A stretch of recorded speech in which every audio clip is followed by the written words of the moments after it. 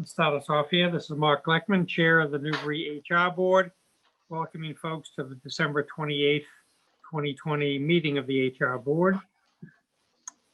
Let me confirm that all members and persons anticipated on the agenda are present and can hear me.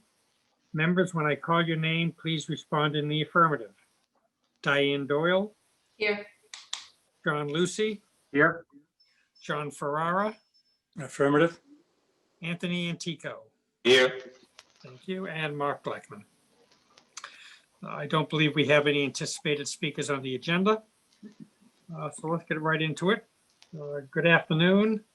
This open meeting of the Newbury HR Board is being conducted virtually, consistent with Governor Baker's executive order of March 12, 2020, and the current state of the emergency in the Commonwealth due to the outbreak of the COVID-19 virus. In order to mitigate the transmission of the COVID-19 virus, we have been advised and directed by the Commonwealth to suspend public gatherings, and as such, the governor's order suspends the requirement of the open meeting law to have all meetings in a publicly accessible physical location.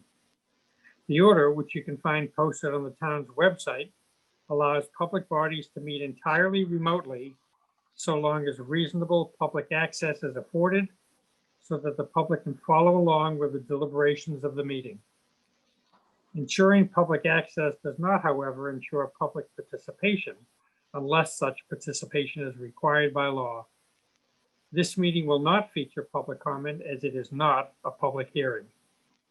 For this meeting, the Newbury HR Board is convening by Zoom meeting link as posted on the agenda on the town's website. All of the materials for this meeting, except any executive session materials, are available on the website, and we recommend the members and the public follow the agenda as posted on the website. We are now turning to the first item on the agenda. Before we do so, permit me to cover some ground rules for effective and clear conduct of our business and to ensure accurate meeting minutes. I will introduce each speaker on the agenda. After they conclude their remarks, I will go down the line of board members, inviting each by name to provide any comment, questions, or motions. Please hold until your name is called. Further, please remember to mute your phone or computer when you're not speaking, and please remember to speak clearly and in a way that helps generate accurate minutes. Again, as always, given that there are 5 of us, I don't think there's any need to be muting the phones, but we do need to be speaking clearly in a way that'll help generate minutes.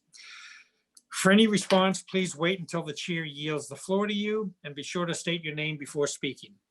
If members wish to engage with each other in dialogue, please do so through the chair, taking care to identify yourself. And finally, each vote taken in this meeting will be conducted by roll call vote. Let's go to our agenda, and the first order of business is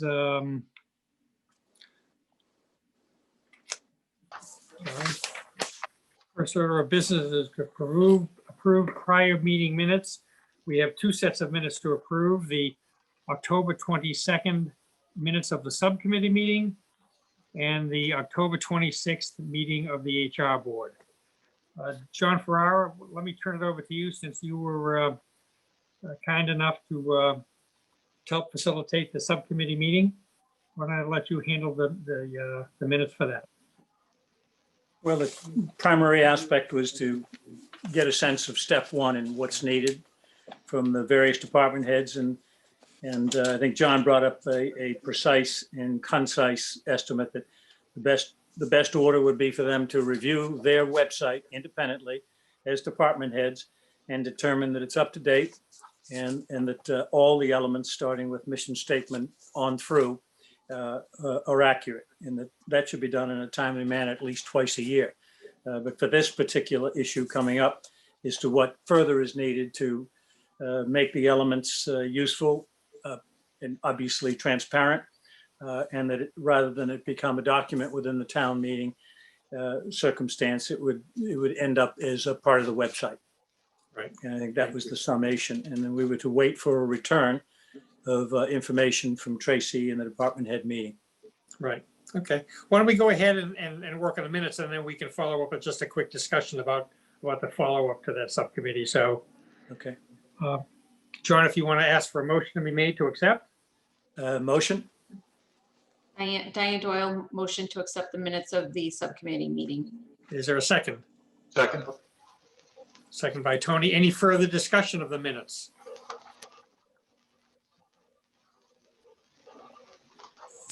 All right. We'll take a None. roll call vote. Diane Doyle, Yes, motion to accept. yes, John Ferrara, Accept? Tony Antico, Yes. and Chief Lucy. Is this only for the 22nd? Yeah, this is for the October 22nd subcommittee meeting. Okay, I was not there, so I could not vote. I was excused.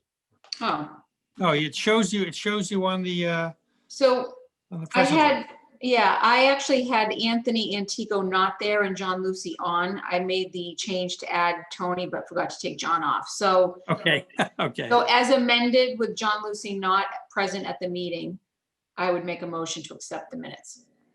Okay. Tony Antico, Second her motion. and any further discussion? All right, No roll call vote. Diane Doyle, Yes, Tony Antico, Yes. John Ferrara. Yes. All right, those minutes are accepted. Thank you very much. And now we'll turn to the minutes of the October 26th. I'm sorry, before we get to that, let's just have a further discussion. I know that, John, you folks had scheduled a follow-up subcommittee meeting for December the 10th. That's the meeting that ended up being postponed because subsequent, just prior to that meeting being held, was when the new protocols went into place. The new COVID protocols went into place at Town Hall. And as a result of that, my understanding is that the managers meeting that occurred was not able to get to this particular topic. They had obviously some, for lack of a better term, some code red issues to be working through with the new protocols in town facilities. And so this particular subject got bumped, and understandably so. And it's my understanding that the town administrator Blaze will get to this at the next managers meeting. And I'm not sure when that's scheduled to be. Diane, can you speak to that, or? so I emailed her today to see if I could get the date. I don't know if there's been a date set. Also, what happened was the managers meeting was set for the 9th. It had been kind of rescheduled a couple of times because there was a presentation that was going to happen. And on the 9th, I was not able to attend. And like you said, we were going back to a remote schedule. So there seemed to be a lot of priorities. So I sent Tracy an email. I will let folks know when the next department managers. John, you don't have a date for that, do you? I do not. John Lucy? Nope, I do not. No, okay. So as soon as I hear back from Tracy, John Ferrara, I will let you know when the next department managers meeting is, and we Okay. can go about scheduling the next subcommittee meeting. Thank you, Diane. Are we in discussion right now? Are we still doing the second minutes? No, we're just in discussion. Okay, good. Yeah. What I would suggest is my sense tells me we don't need to have a managers meeting to have them review their website. I mean, that can be done in a document, a memo, so they're prepared to discuss it at the Okay. managers meeting, as opposed to, rolling it out then. And that we might as well have a productive conversation at the next managers meeting. Does that make sense? Yeah, it's a good point, John. Thank you. Good point, John. Okay, Yeah, anything the managers can be doing in advance to come prepared to that next managers meeting with ideas, suggestions about their various web pages. That way we can move this project along. Correct. okay. Okay, thank you. Any further discussion of that subject before we get to the minutes of the October 22nd HR Board? Okay, is there a motion to accept the minutes of the Thursday, October 22nd meeting? Motion? Is there a second? Second. Any discussion? John, did you have something? John Lucy, did you? I thought you might have something to say. No? Nope. Hey, I'm exhausted with my last good point. That's it. I only do one good point a meeting. I'm spent.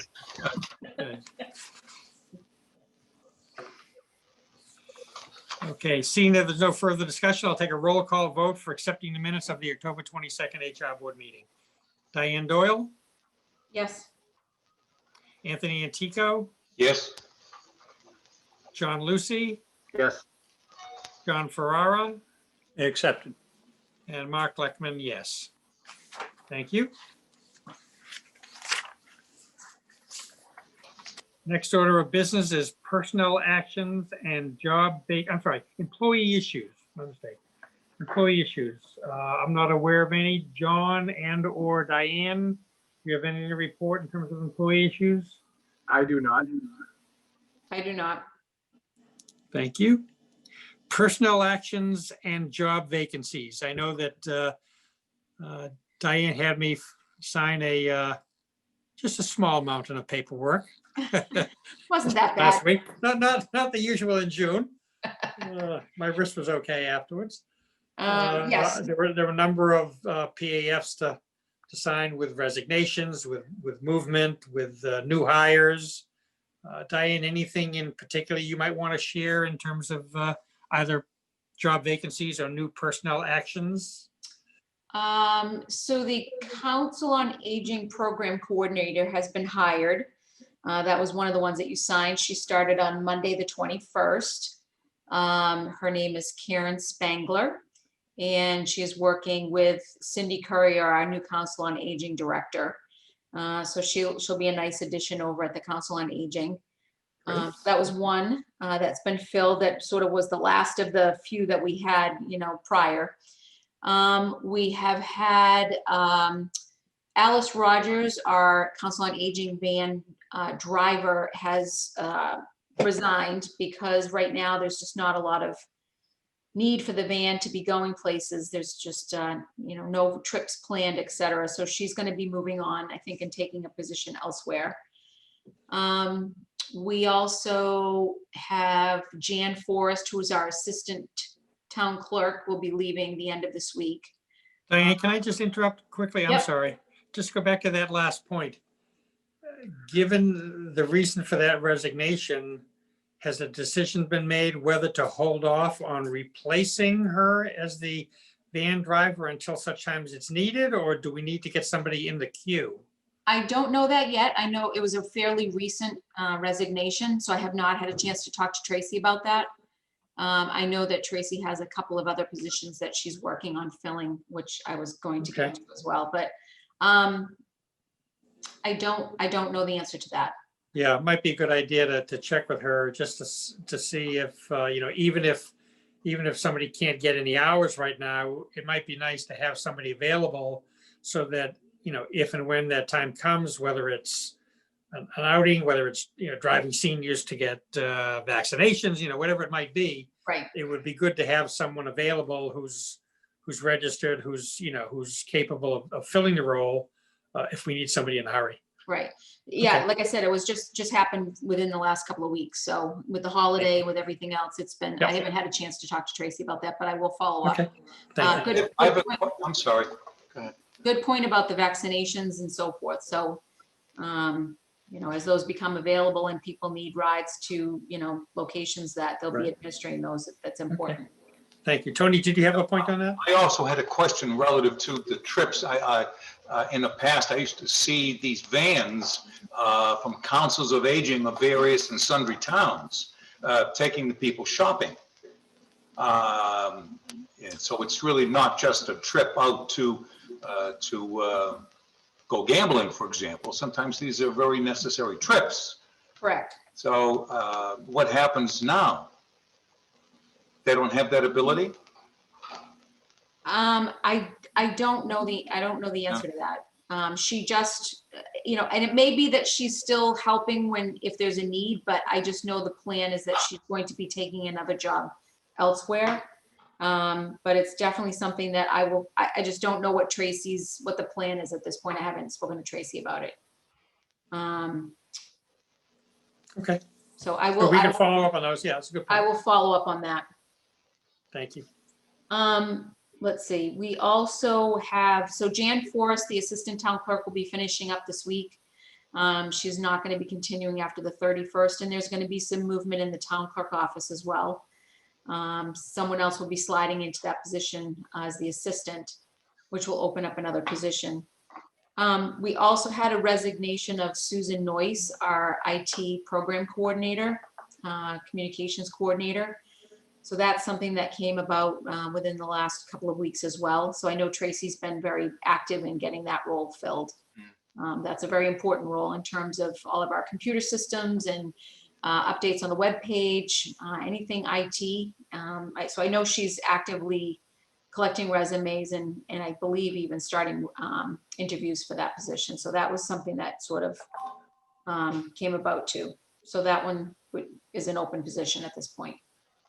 Yeah, thank you, Diane. I had a quick conversation with Tracy on that subject last week, and I'm pretty sure she said that she was very pleased so far with the quality and quantity of the response to the posting. She felt very good about the candidate pool that had been created, and haven't heard from her since, but hopefully that's something that she'll be able to move on pretty quickly. As you said, it's an important role in town hall. Yeah. I believe she was in last week focusing on those resumes, and I do know she's gotten, I think, over 10. So she's into double digits on resumes that she's received for that. So, so I'll be sure to update you on that one as well. Good, thank you. Um, Anything else, Diane, in terms of job vacancies and or personnel actions? That's all I can think of at this point. Thank you. John Lucy, how about you from the perspective of the police department? Anything we should be aware of there? No, there'll be a PAF coming soon for a new hire for an emergency communications officer. That appointment sheet should be signed by the end of the day today, I'm expecting. So that'll be coming our way for a vacancy there. Probably another one shortly thereafter. We did have one, I think we talked about before, one of the last meetings, a resignation of one of our emergency communications officers a few weeks back. And we had another, one of our trainees has left. And so we have that vacancy there. So John, who was the trainee that left? that'd be Tessa LaFrance, that paperwork coming to you. I just wanted to get this last payroll in, which you had, and then we'll get that squared away. Okay.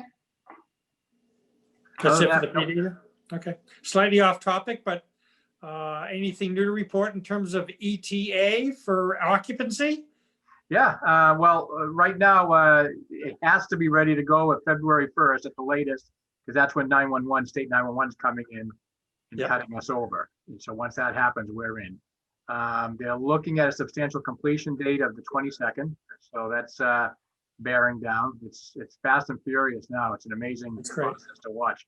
So, That's fabulous. And then I'm sure there'll be a standard punch list after that of, yeah, there's, just the nickel and dime, death by 1,000 paper cuts stuff.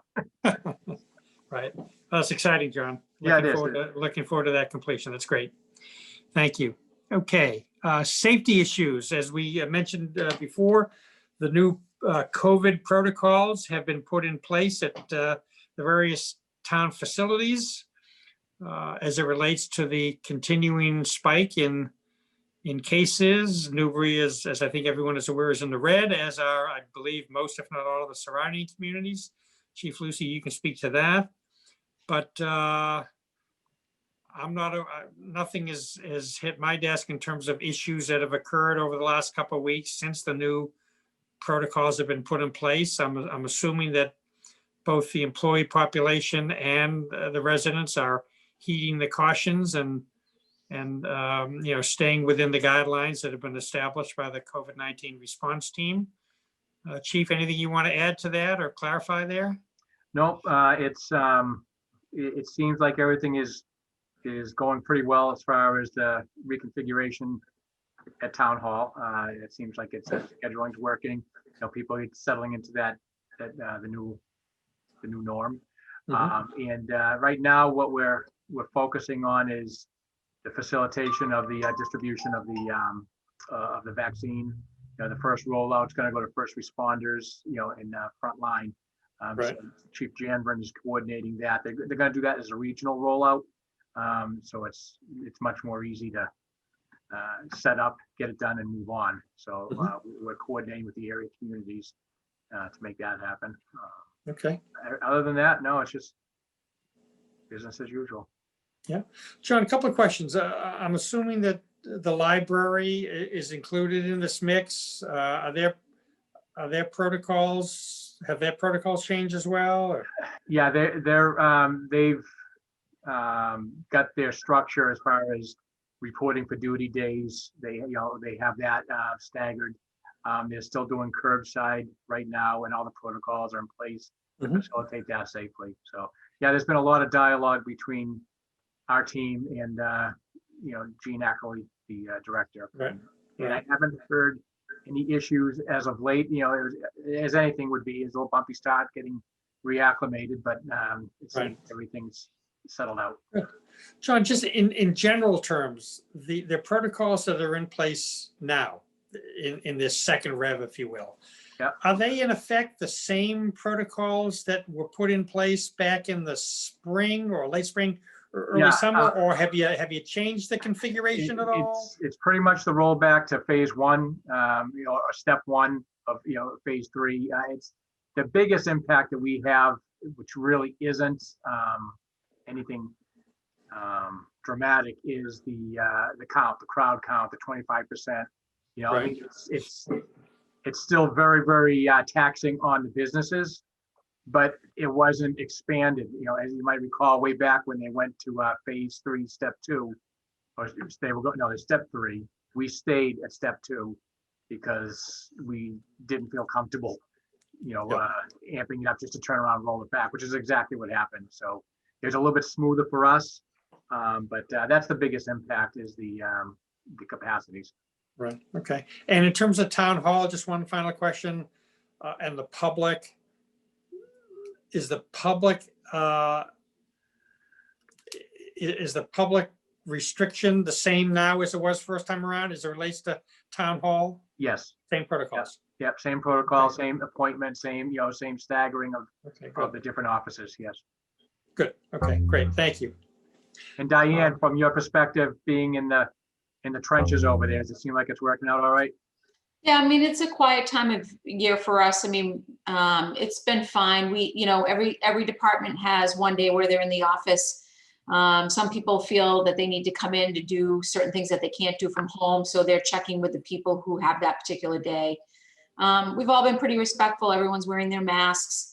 For the most part, the public, I think there's just a general feeling right now, as we were talking about at the beginning of the meeting, that everyone's just hunkering down for these next 2 to 3 weeks. So Yeah. we're continuing to keep things moving, getting a lot of phone calls, but really not a lot of foot traffic of people that are Yeah. knocking on the door. So That's what I was wondering about, whether, that segment of the population that perhaps, doesn't have social media access, or just, is for whatever reason unaware of the fact that these restrictions have been reinstituted. Has there been any sort of a steady rap on the door, people saying, why can't I get in? Or no, and we do have a fair amount of people, we have people that, I want to make my payment in cash. Well, we can't not take someone's payment. So we're making arrangements. They call, they make an arrangement. We either meet in the lobby, or they're Right. not allowed in the building or in the office. So we make those arrangements. We're trying to, do That's everything fine. that we need to get the business done.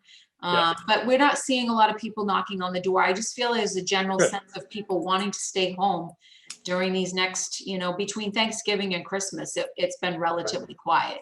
I think when the time that we'll start to see something ramp up is as February 1st approaches and taxes are due.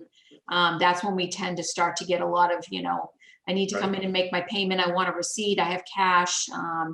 And we've put up a payment box outside the treasurer collector's door as well now. So we have a box where people can leave a secure payment. So that's helping a little bit, but it's been relatively quiet. I expect mid-January to February 1st, we'll start to get the normal, people that we normally see that want to make their payments either in cash or want a receipt, or can't make it online, or just don't feel comfortable mailing it. So we're making it work for people. We're right up to date with everything. So would it make your lives easier if there was something proactive could be done now to educate people regarding tax payments, whether it's a flyer, whether it's on the website, something that alerts people that, because of COVID, things are going to change. So, if you're thinking about, popping in sometime in January or early February, here are the alternatives for you. I think the restrictions on the office being closed has been up there. It's right on the very first page when you log onto the website. So Mhm. I don't, it's been fine. Yep, thank you. Okay.